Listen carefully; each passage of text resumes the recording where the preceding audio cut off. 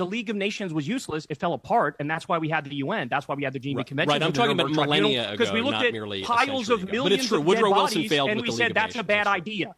We looked at piles of millions of dead bodies and said, that's a bad idea. Let's not do that anymore. Let's actually have a framework and rules and laws. And Trump is blowing that up. By the way, he bombed fishing boats from Venezuela, Trinidad, and Tobago, and Colombia. He just did the regime change in Venezuela. He bombed Yemen and Somalia and Nigeria and Iran. He's threatening Greenland and Panama and Canada and Cuba and Mexico. And you sit there the whole time and act like it's okay. Is there anything Trump can do, Michael Knowles, that you would say, I condemn it, and you hop off the Trump train, or are you going to tickle his taint for the rest of your fucking life? No, there have been plenty of Trump policies that I've criticized because he's only right about 99.78% of the time. So the First Step Act I thought was a misstep. But I would say the rest. Excuse me. I would say the rest of the administration has been very successful. What's your problem? What's my problem is that you're a cuck and you're a hack and you're not an independent thinker and you're meat riding Trump. Why do you say that? know that what he's doing in imperialism and you don't care.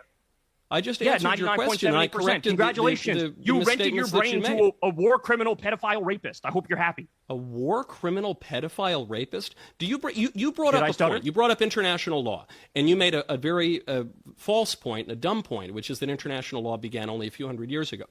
I corrected you, and I pointed out that the international law is part of the Western tradition. Excuse me one second.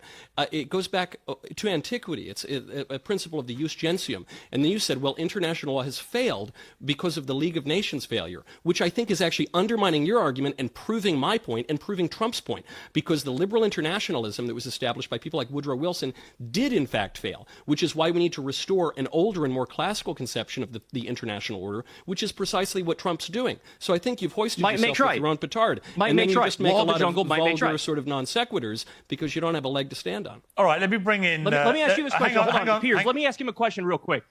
Tell me the name of the Minister of Defense in Venezuela. I don't know.